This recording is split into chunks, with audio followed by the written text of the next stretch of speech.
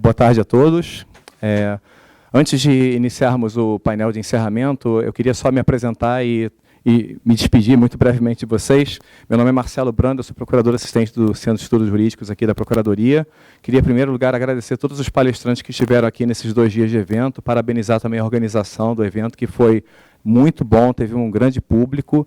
E queria muito rapidamente agradecer ao professor Heleno, já nesse encerramento, pelo livro de Direito Constitucional Financeiro que ele está deixando aqui, graciosamente, a nossa biblioteca da Procuradoria-Geral do Estado. É uma honra receber esse livro, vai ser imediatamente entregue à nossa chefe da biblioteca, Alessandra. E, sem mais, eu queria só vir aqui para fazer esse agradecimento pessoal e já passar a palavra, porque eu sei que nós estamos adiantados no horário. Passando, então, a palavra à presidente de mesa, Maurine. Obrigada, Marcelo. Boa tarde a todos.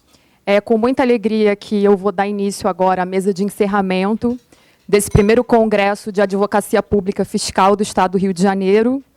Em primeiro lugar, eu quero agradecer aos organizadores, ao André Alonso, ao Rafael Pepe, ao Daniel Ávila, à Fernanda de Paula e ao Sejur, na pessoa do Marcelo, que acabou de sair, por permitir a execução de mais um congresso.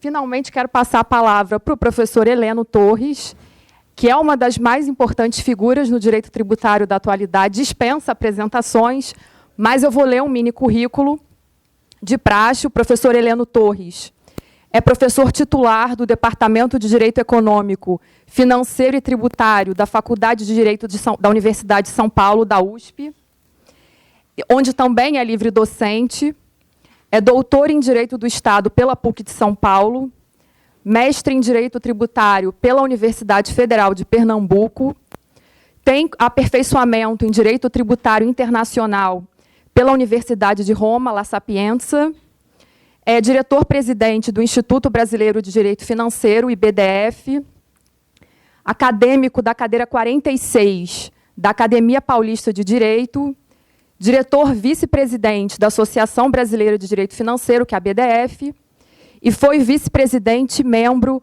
do Comitê Executivo da IFA, com sede na Holanda, é advogado e parecerista. Então, passo a palavra ao professor Heleno Torres.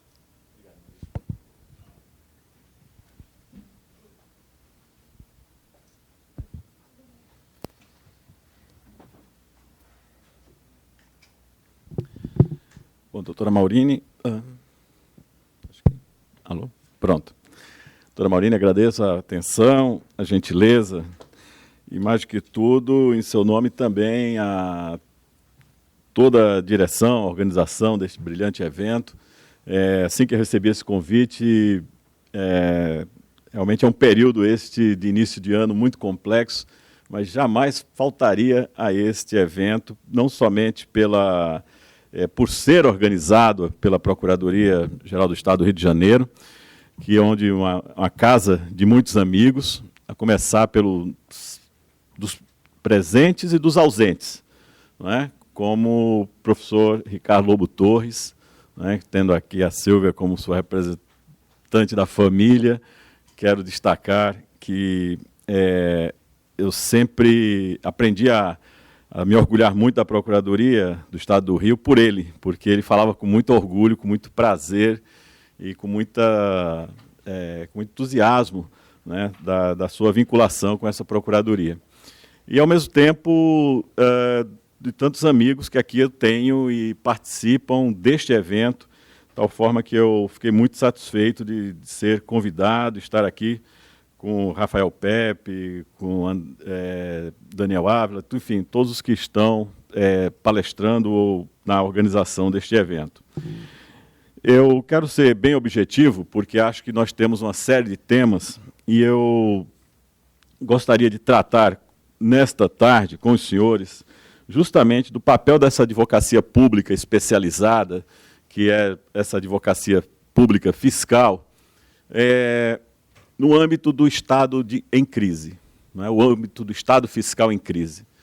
O Estado fiscal em crise, muitas vezes, leva a medidas de exceção, ou de exceção fiscal, no sentido de impor a todos certas superações da crise por meios, muitas vezes, não necessariamente coerentes com a Constituição ou coerentes com a legalidade. Essa tentação está em muitos administradores públicos. Os advogados públicos, porém, sabem dos seus deveres e sabem muito bem que não pode ultrapassar a Constituição. E é exatamente aqui que se coloca um grande desafio. Porque o advogado público nesse âmbito encontra justamente na Constituição financeira os limites da sua atuação. Daí eu gostaria realmente de fixar a minha palestra nesse papel da advocacia pública no estado fiscal de crise, à luz da Constituição financeira. Essa será, basicamente, a nossa formulação, para demonstrar aos senhores como o Constituinte brasileiro de 1988 foi pródigo em definir o conteúdo material daquilo que nós chamamos de Constituição financeira e quanto isso é rico e importante para nossas considerações. Logicamente, não como limite impeditivo da ação da advocacia pública ou da ação do Estado, mas justamente o oposto, da enorme capacidade que a Constituição tem de colocar meios à disposição desses gestores e da advocacia pública para realizar muito bem as suas tarefas. Eu acredito que o programa está orientado e muito bem elaborado para um desafio de superação de um modelo de cobrança do crédito tributário no seu formato tradicional, naquele legalismo que sai de um procedimento de fixação de um auto de infração, ou apresentação de um lançamento tributário ao contribuinte, e que mais adiante aquilo se converte eventualmente numa cobrança por meio de inscrição e débito na dívida ativa e execução fiscal. Com muita clareza, o programa sinaliza que há um novo modelo do processo administrativo, e as palestras não assisti, obviamente, mas seguramente foram nessa linha, não de crítica, mas de horizontes de mudanças, horizontes que caminham para a consensualidade, que caminham para encontrar alternativas a este modelo de solução de conflitos.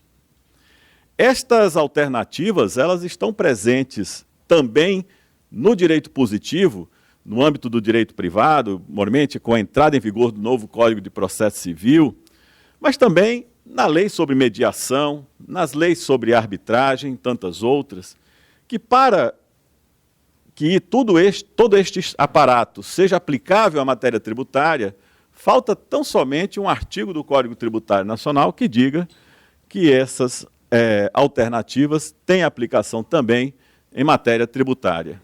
É a única ausência relevante para que, aí sim, as administrações tributárias, as procuradorias, possam usar de forma contundente e de modo mais proativo estes mecanismos. Muito bem. Nós temos uma crise de receita pública, uma crise séria de receita pública, e temos uma crise de despesas públicas. No plano da crise das despesas, obviamente, o noticiário já é suficiente em si para bem revelar todos os seus desafios. Sejam as despesas públicas com a Previdência, seja com o funcionamento da máquina pública, seja com as deficiências do serviço público. Em tudo isso, nós já sabemos o quanto elas são graves. As despesas públicas brasileiras, seja no âmbito nacional, seja no âmbito dos estados ou dos municípios, é crescente. A questão que se aplica aqui, eu não quero cansá-los com a questão das despesas, é a preocupação com a eficiência dessa administração para a construção de um orçamento público que, a cada ano, permita ao Estado recuperar condições de investimento e melhorar o seu ambiente de negócios e a sua capacidade de crescimento econômico. A advocacia fiscal não se limita apenas a tratar dos temas da Receita Pública. A advocacia fiscal, ela em si mesma é uma despesa pública. O que nós estamos, quero dizer há uma despesa pública da própria máquina de cobrança do Estado, do fisco e da Procuradoria. Então, é lógico que a preocupação da Procuradoria e dos advogados públicos recai não apenas na receita, como resultado de cobranças de tributos, mas recai também sobre despesas públicas. E estas despesas públicas, muitas vezes nós, normalmente quando operamos no âmbito do direito tributário, esquecemos dela. E esquecemos de um outro grande instrumento, que é o orçamento público. A cada ano sendo votado e sendo mantido aí em um estado tipicamente de crise. Pois bem, chegamos aqui a um item fundamental. Uma crise das despesas vai exigir um esforço enorme para a recuperação dessas receitas. E de quem é esse esforço? Do contribuinte, seguramente, porque este terá que ser demandado a dar continuidade ao cumprimento dos seus deveres tributários. Mas também da advocacia pública, do fiscal, das autoridades administrativas, que devem procurar se aproximar desse contribuinte. O estado de litigância ao qual chegamos é insuportável. Não existe paradigma no mundo. Não há outro país no mundo, e eu digo isso com muita tranquilidade, pelos fóruns pelos quais transito, quer na ONU, quer na OCDE, quer aqui nas atividades da IFA, ao lado do meu amigo Gustavo Brigagão, que há bem pouco tempo estava por aqui, olha aqui. Onde nós chegamos, nunca ouvi falar de um país que tenha mais de 40% do seu orçamento público, um orçamento público inteiro praticamente, se nós levarmos em conta as dívidas que estão em dívida ativa e aquilo que está em cobrança administrativa no plano federal. Somado isso às dívidas estaduais e municipais, que aqui no estado do Rio de Janeiro hoje, ouvi há pouco aqui aliás, estávamos conversando sobre isso, de 60%, né, que você mencionava, aquele número estarrecedor para mim, 63%, mas não pense que São Paulo é diferente, não. O ex-presidente do Tribunal de Justiça de São Paulo revelou que 60% dos processos em curso no Tribunal de Justiça de São Paulo são de natureza tributária. Esses números são estarrecedores. É impossível você fazer uma reforma tributária para o contribuinte pagar mais tributos para suportar uma despesa quando a receita não é tratada ou o sistema não é reformado para tratar justamente a cobrança do crédito tributário pelo sistema que está posto. Vejam bem, como eu disse, o contribuinte tem o dever de pagar o tributo. Mas quem cobra, o Estado que cobra, tem que tratar bem esse contribuinte, tem que dialogar com o contribuinte, tem que se aproximar dele pelo atendimento. Eu dizia há pouco aqui ao doutor Sérgio, procurador-geral, nós temos que estabelecer no fisco uma lógica de conheça seu contribuinte, como fazem os bancos, né? Conheça seu cliente. Conheça seu contribuinte. Sistematize essa dívida, organize, portanto, o sistema de cobrança para a eficiência. Isso é um comando do artigo 37 da Constituição. Não basta a legalidade, não basta a impessoalidade, não basta a moralidade. Aliás, é imoral um Estado que chega a esse estado de coisas inconstitucionais, que é você ter um orçamento público inteiro em passivos tributários. Um ano inteiro de orçamento em passivo tributário. Que o orçamento da União é de 3 trilhões e pouco, nós temos 3 trilhões em dívidas, consequentemente, nós temos um orçamento, não é, em cobrança. Obviamente, não iremos conseguir recuperar 3 trilhões. Por quê? Porque muitas empresas quebraram, contribuintes não são encontráveis, outros morreram, e etc. mas que sejam 800 bilhões, que sejam 400 bilhões, já faríamos uma revolução. Talvez a reforma da Previdência pudesse sair de outro modo, talvez programas fundamentais de recuperação da economia pudessem ser implementados, especialmente com investimentos na área de infraestrutura. Por isso, meus senhores, compreender uma crise fiscal à luz da Constituição financeira é compreender, antes de tudo, essa relação receita, despesa, orçamento público. E é nesse campo que os meios, os instrumentos estão postos e estão dados a todos nós. Desde 2002, que eu iniciei um trabalho, uma participação na Universidade de Barcelona, num grupo que estudava medidas alternativas de soluções de conflitos em matéria tributária, com o professor Ferreiro Lapazza, que eu tenho insistido em discutir isso no Brasil. Em 2006, o então Procurador-Geral da Fazenda Nacional me convidou para trabalhar com eles possibilidades de soluções de conflitos também na área tributária. Isso chegou a um projeto de lei, que foi o Projeto de Lei Geral de Transação. Ao mesmo tempo, um caríssimo amigo meu, Sérgio Vasques, em Portugal, assumia a Secretaria de Assuntos Fiscais e lá também deu início à tramitação de um projeto de lei geral de arbitragem. A diferença é que ele era o secretário de Assuntos Fiscais e eu era um modesto professor, né? Ele, como secretário de Assuntos Fiscais, conseguiu aprovar o texto da lei de arbitragem e hoje o Centro de Arbitragem de Portugal é referência no mundo nessa experiência. Eu dizia há pouco ao Daniel, há um ano atrás, ou dois, não lembro, a Procuradoria-Geral da Fazenda Nacional anistiou e remitiu débitos na ordem de 40 bilhões.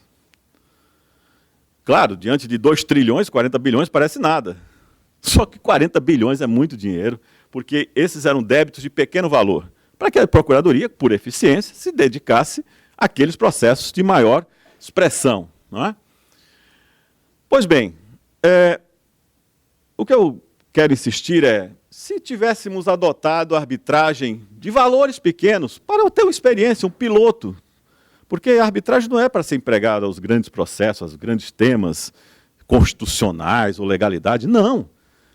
Se daí adviessem, sei lá, 10 bilhões que fossem, já teríamos feito muito, os instrumentos já teriam se confirmado como algo útil e oportuno. Então, o que eu quero destacar é que as medidas, não importa quais sejam, se será transação, se será arbitragem. Ah, não gosto de transação, professor. Transação não é transigir, não é transacionar. Ninguém negocia imposto. Ninguém chega numa transação para dizer, devo 40, mas quero pagar 10, pegar ou largar. Não, isso não existe. Quem tiver essa ideia, pode tirá-la da cabeça. Isso não é transação, isso é outra coisa. Transação é fazer concessões recíprocas para chegar a uma solução de litígio. Isso é transigir. E se e as partes transigem aceitando as concessões recíprocas, questão, inclusive, que não tem nem cabimento sequer de discussão do artigo 14 da Lei de Responsabilidade Fiscal, porque isso não é incentivo fiscal, você não está dando incentivo, você está recebendo e, ao mesmo tempo, abre mão, mas não é abrir mão como privilégio, abre mão para ter rapidamente um recebível e dar soluções de avanço em alguma área. Então, a questão da consensualidade é fundamental. Não gosta de transação, não gosta de arbitragem, o Código de Processo Civil chama a todos para a conciliação. Todos. Artigo 2º, artigo 3º do Código de Processo Civil diz isso.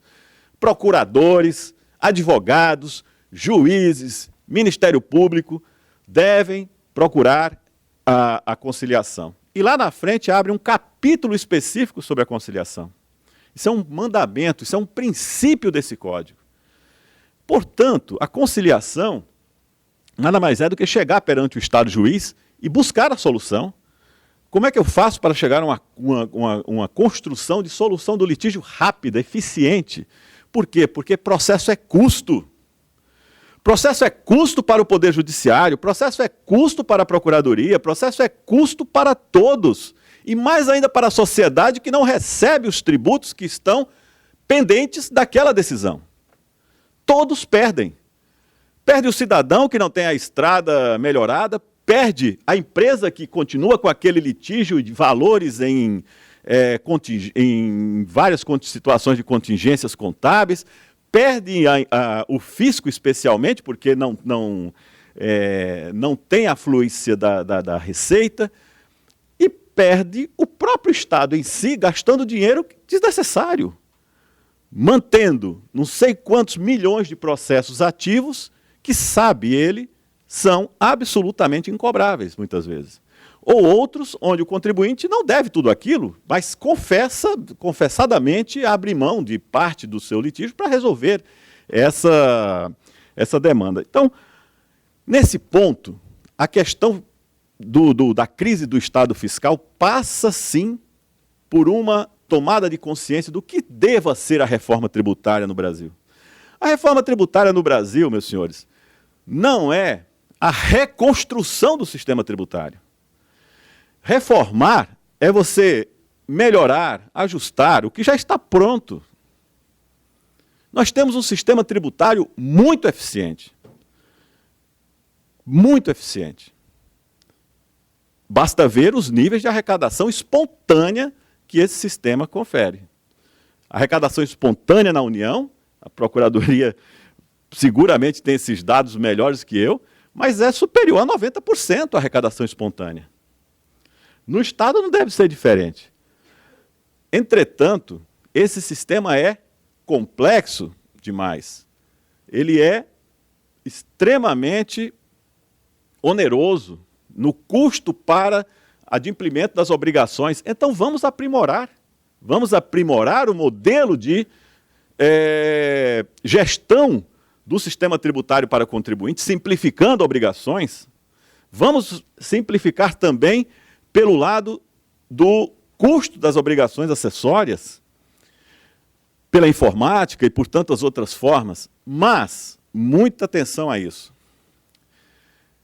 Eu posso manter esse sistema melhor do que ele está, mais eficiente, mais qualificado, e não estou discordando do meu querido amigo Gustavo Brigagão, é que é uma opção você usar o IVA.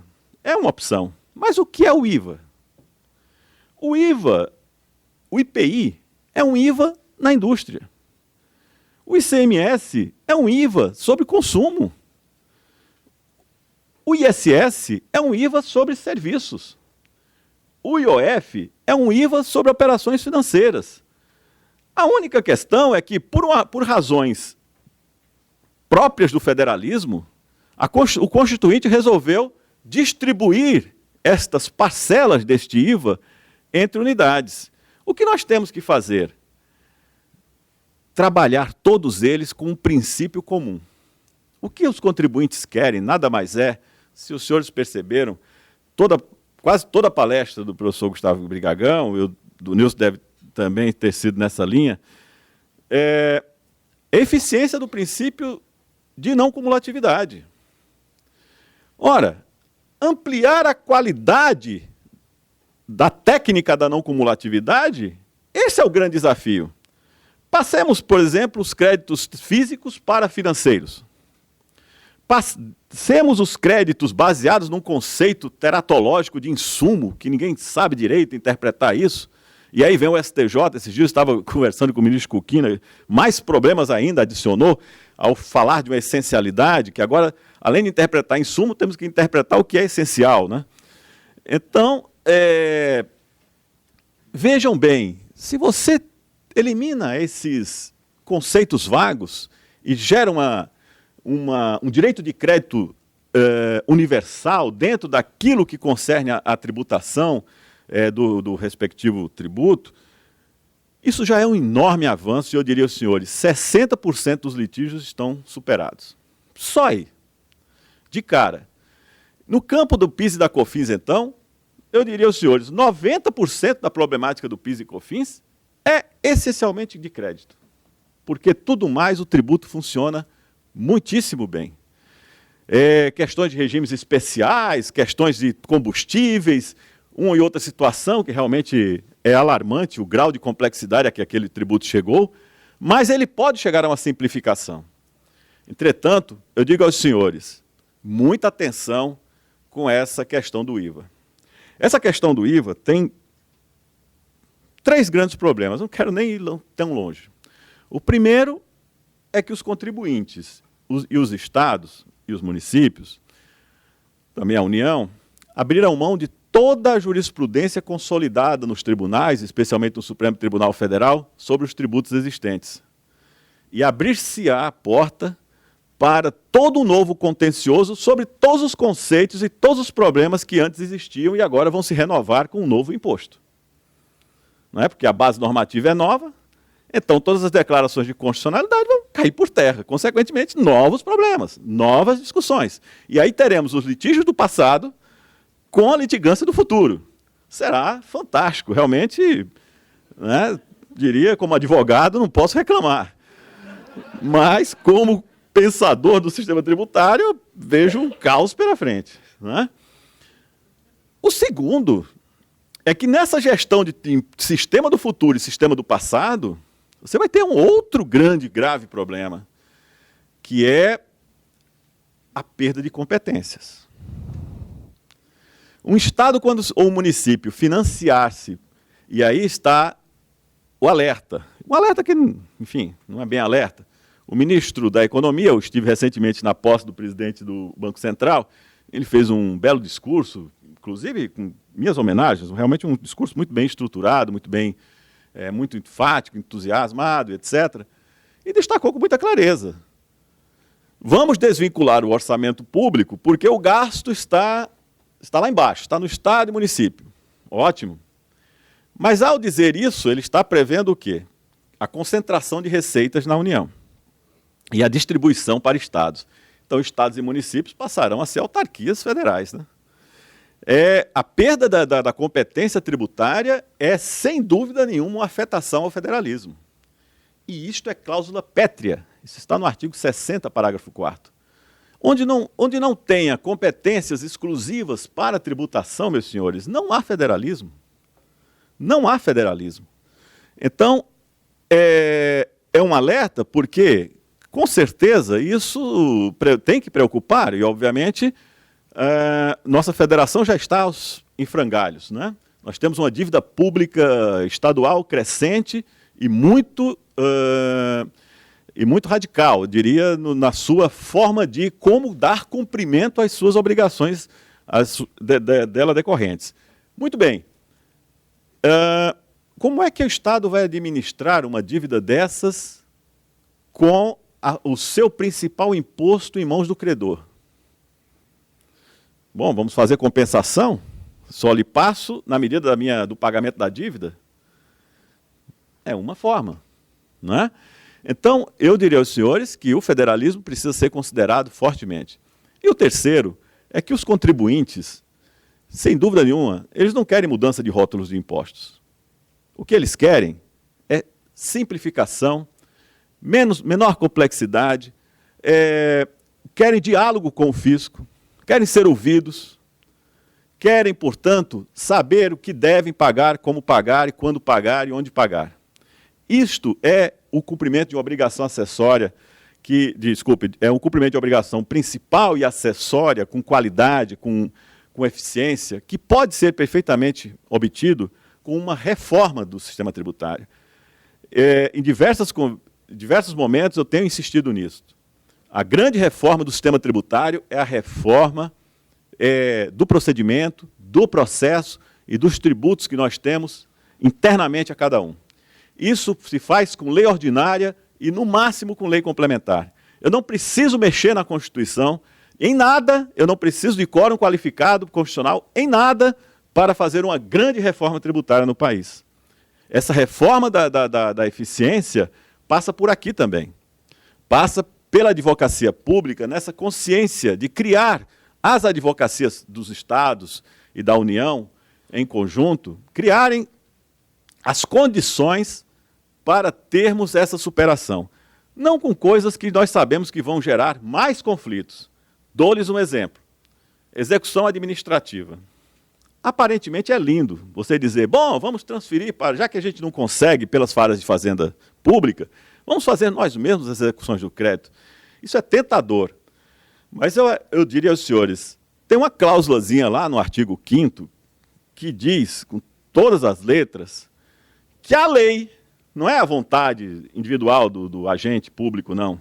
A lei não excluirá de apreciação do Poder Judiciário lesão ou ameaça a direito. Esta cláusulazinha não pode ser esquecida. Se a lei não pode excluir, imagine igualmente em matéria tributária. Como é que faremos, Fernanda? Não tem como. Eu tenho que me socorrer do quê? Do Poder Judiciário a qualquer tempo. Basta um mandado de segurança, pumba, a execução administrativa foi para o espaço.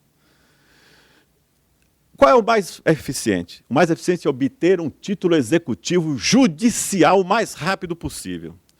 Tiremos das varas de execuções fiscais a matéria tributária para uma vara exclusiva de direito tributário. Não naquela mistura com os débitos da OAB, do Conselho de Medicina, do CREA e tudo mais. Não só isso, das multas dos tribunais de contas. Não só isso, das dívidas das autarquias e por aí vai. A vara de execução de fazenda pública é uma vara de múltiplas competências. Onde está a competência tributária? Lá embaixo, a menor. Os processos são os maiores, mas está lá, escondida. Pois bem, deixemos a competência para uma vara de execuções fiscais tributárias exclusiva, ok? E tiremos aquilo que faz o juiz perder tempo e a fazenda pública também, inutilmente. Não se assustem. Todo um processo, 60% ou 70% do tempo é gasto com garantia ou com, depois, busca de bens, de patrimônio do devedor. Se o juiz se concentrar na decisão do litígio, retirar dessas etapas de garantia, salvo em casos excepcionais, quando o contribuinte realmente tem evidências que pode,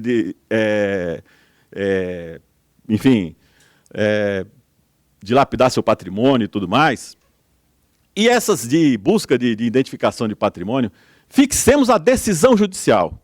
Com um título judicial, a partir daí, a administração pública tem o direito de executar o título judicial. Pronto. Você tem um título judicial, você tem toda a força do Estado, a legitimidade e a Constituição em seu favor. Porque este não é mais passível de nenhuma discussão. Essa definitividade pode ser obtida com muita celeridade. E aquilo que aparentemente hoje vai demorar 5 anos, 7 anos, vai se reduzir a 1, 2 no máximo. Isso, quando entra num fluxo de celeridade, seguramente permitirá, com trocas de informações com a Receita Federal, com o Fisco Federal, Procuradoria da Fazenda Nacional e tudo mais, permitirá uma rápida capacidade de execuções diretas das próprias administrações contra esse tipo de contribuinte. Que, para o bom contribuinte, isso também é importante.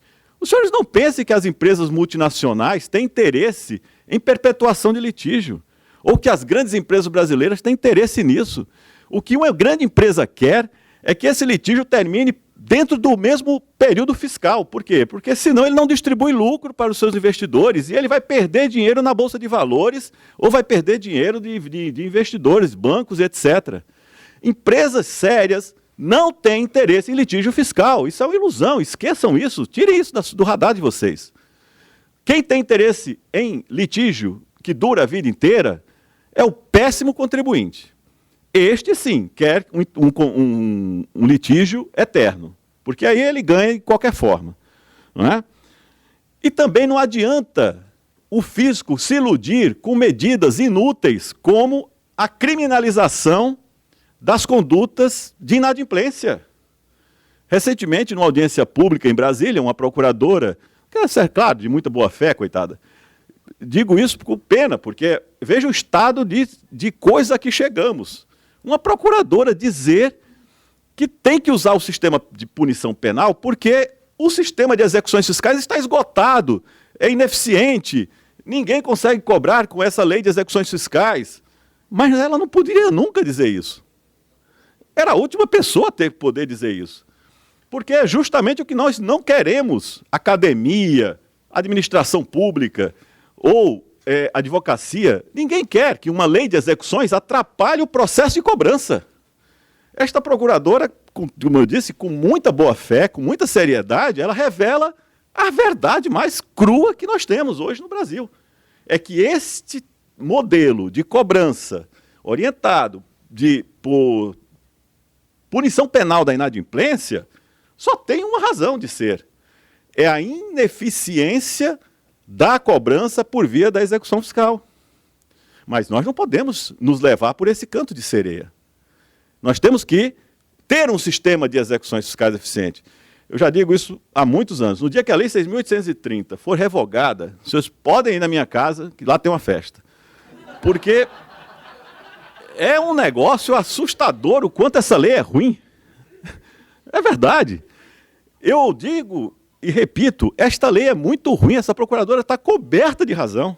Ela está coberta de razão. Ela simplesmente revelou o que eu não consigo verbalizar com tanta eficiência, né, ao longo de uma vida que eu me dedico a esse tema. Mas é exatamente isso que eu quero destacar a todos vocês. Nós não podemos nos enganar com esse uso do instrumento punitivo estatal, de sanções penais, para atingir contribuintes que, honestamente, declaram muitas vezes e não tem como pagar. E isso acontece no ICMS, porque o ICMS, o sujeito não destaca o ICMS e não vai lá no banco pagar. Ele pode ter tido inadimplência, ele pode ter vendido com prazo longo e etc., e no meio do caminho veio uma crise e ele foi dragado por aquela situação. Tantas hipóteses. Ele pode ter vendido prestações, 12 prestações, e não recebe o valor integral de início, e ele não teve como receber o valor e pagar tudo de uma vez. Vem o fisco antes e autua o contribuinte, porque ele não teve condições, sei lá, as várias razões podem se aplicar a tudo isso. Então, para que vocês percebam que a questão da reforma tributária é meio, não é fim. É puro meio de chegarmos a um modelo mais eficiente. Mas eu não preciso, quero voltar a insistir com vocês aqui, de uma reforma tributária que simplesmente introduza um novo modelo de tributação que tenha o caráter de substituir mais presente do que de reformar, porque isso nós vamos acrescentar mais um problema e uma grande fonte de litígios. De novo, o que serve de amparo a tudo isso é que, se nós aplicarmos os mesmos fundamentos do IVA ao IPI, ao ICMS, ao PIS e a COFINS, ao ISS, ninguém consegue me explicar até hoje porque é que ISS não tem direito de crédito. Nunca entendi por que quer ser um tributo cumulativo. Em alguns casos de serviços financeiros, por exemplo, onde bancos, instituições várias precisam prestar serviço, precisa sair tomando outros serviços tantos. Não pode tomar crédito. Mas por quê? Qual é a razão? Quer dizer, o serviço tem que dar direito de crédito também. Não é? Ah, bom, mas e a questão de materiais? Eu nunca vou ter direito. Sim, mas a questão de materiais é outra história, você vai ter que ter direitos dentro do regime de CMS ou de PIS e COFINS, enfim, de outros temas. Mas a não cumulatividade do ISS, para mim, é uma imposição sistêmica. Você tem que equiparar todos os tributos ao mesmo fundamento, que é o fundamento de não cumulatividade. Ah, não, a Constituição disse que o ISS não é cumulativo. Pois bem, emende-se a Constituição e introduza-se o princípio de não cumulatividade. É óbvio que eu sei que o ISS não é não cumulativo à luz da Constituição, mas ela não disse que ele não pode ser não cumulativo. Aliás, eu diria até aos senhores que o fato de a Constituição não dizer que ele não é cumulativo, isso não é impeditivo para que uma lei complementar estabeleça a não cumulatividade no imposto sobre serviços, né? Isso aí é o mínimo, porque isso é uma questão de técnica de tributação. Isso não precisa que a Constituição chegue a essas minúcias. A não cumulatividade, quando é posta na Constituição, ela é uma limitação constitucional ao poder tributar. Aí sim, ela impede o oposto, ela impede que o tributo seja cumulativo. Essa é, obviamente, situação completamente oposta àquilo que nós nos referíamos. Por isso, eu queria destacar, já chegando aqui ao final da nossa exposição, que essa Constituição financeira, ela é uma Constituição, a Constituição brasileira, muito custosa, de muito gasto público. Ela demanda... os senhores têm sempre que ler a Constituição, não que eu tenha uma leitura excessiva quanto a isso, é que todas as competências constitucionais são de natureza financeira, por uma razão. Não há norma na Constituição que não imponha um gasto público. Quando diz que ao Estado compete dispor sobre segurança pública, realizar a reforma agrária, ou organizar um exército, promover intervenções e tudo mais, intervenções na economia, tudo isso é gasto público. Logo, consequentemente, quem vai cumprir essa tarefa de atendimento a essas demandas, exatamente serão aquelas leis orçamentárias. Daí porque a Constituição financeira não se ocupa apenas das receitas, das despesas, ou do controle e da fiscalização orçamentária. Não, a Constituição ela é amplíssima nesse ponto, no alcance da capacidade que o Estado tem, porque ela é instrumental. O Estado só realiza os seus fins, só realiza aquilo que está posto na Constituição como objetivos constitucionais, por meio dessa Constituição financeira. Então, essa Constituição financeira tem um papel primordial na construção do Estado. O Estado demanda realmente investimentos, demanda custos. Por quê? Porque os direitos, não é como dizem autores, Susten, né? E Holmes, os direitos têm custos. E esses custos dos direitos são compartilhados por todos dentro justamente do orçamento público. As políticas públicas afirmativas dos direitos das mulheres, das crianças, dos idosos, em qualquer das hipóteses possíveis de políticas públicas, isso é custo do Estado. Mas eu, obviamente, faço uma escolha, o Constituinte de 88 fez uma escolha por uma Constituição muito específica, uma Constituição muito analítica a dispor sobre tudo isso. Então, essas escolhas que o Estado, que o Constituinte fez, foram escolhas que tolhem a política de ir contra elas. A política hoje, posta nas relações de possibilidade, do que ela tem de possibilidade, ela esbarra, obviamente, no dever de cumprir a Constituição. E essa Constituição de 1988 também tem que ser lida como uma Constituição não apenas de presentes, mas das gerações futuras. As gerações futuras, há um pacto intergeracional na Constituição. E essa Constituição não pode, ou melhor, nós estamos proibidos, nós, os presentes, proibidos de usar do patrimônio público sem a responsabilidade de assegurar a continuidade do Estado para as gerações futuras. As gerações futuras são exatamente iguais. Há um princípio de isonomia entre estes presentes, que somos todos, e os ausentes que ainda virão no futuro. Estes vão exigir de nós responsabilidade fiscal. Vão nos cobrar na história todas as irresponsabilidades que cometemos nos dias atuais. Por isso é que essas regras constitucionais da Constituição financeira, não só do gasto público, mas também da despesa, precisam ser permanentemente trabalhadas. E nosso papel, o nosso da academia, o dos senhores da vida mais prática da advocacia pública, não é outro senão a construção dessa ponte, não é, intergeracional, mas no âmbito das finanças públicas, e para que nós possamos superar esse estado de crises que nós temos hoje, que não são poucas as crises, com eficiência, com qualidade e, mais que tudo, com responsabilidade. Muito obrigado.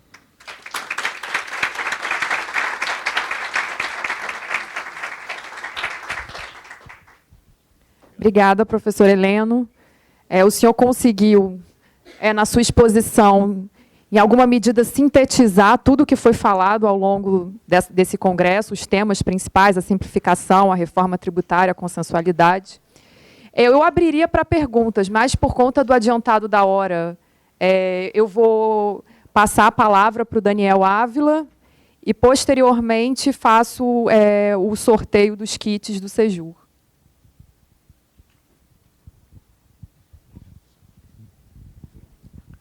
Obrigado, professor Heleno. É difícil sintetizar em tão pouco tempo tantos temas diversos. Estava falando aqui com o Rafael, realmente uma aula de direito tributário e financeiro. Não pretendo tomar o tempo dos senhores, nós já estamos com o tempo estourado e me preocupo com o voo de retorno do professor Heleno. Eu gostaria só de agradecer aqui todos os meus colegas de mesa, Rafael, Alonso, a mim mesmo, obviamente, a Fernanda, porque foi esforço. Agradecer ao Sejur, na pessoa da Ana Beatriz, que foi nosso contato direto, e do seu diretor, presidente, Marcelo.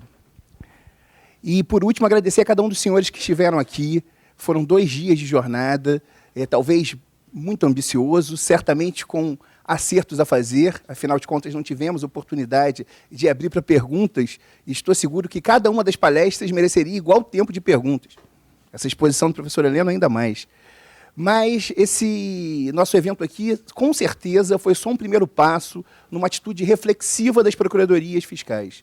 A proposta que aqui se lança é que, em conjunto com a sociedade, com os advogados que estiveram aqui presentes, com os membros da Procuradoria do Estado, onde estamos, do município, nós da Fazenda Nacional, agora em pouco número, mas passamos vários por aqui, possamos nos lançar numa atividade reflexiva de pensar em como a gente pode contribuir para soluções úteis, práticas, pragmáticas para os problemas que estão hoje postos aqui. Muito obrigado a todos vocês.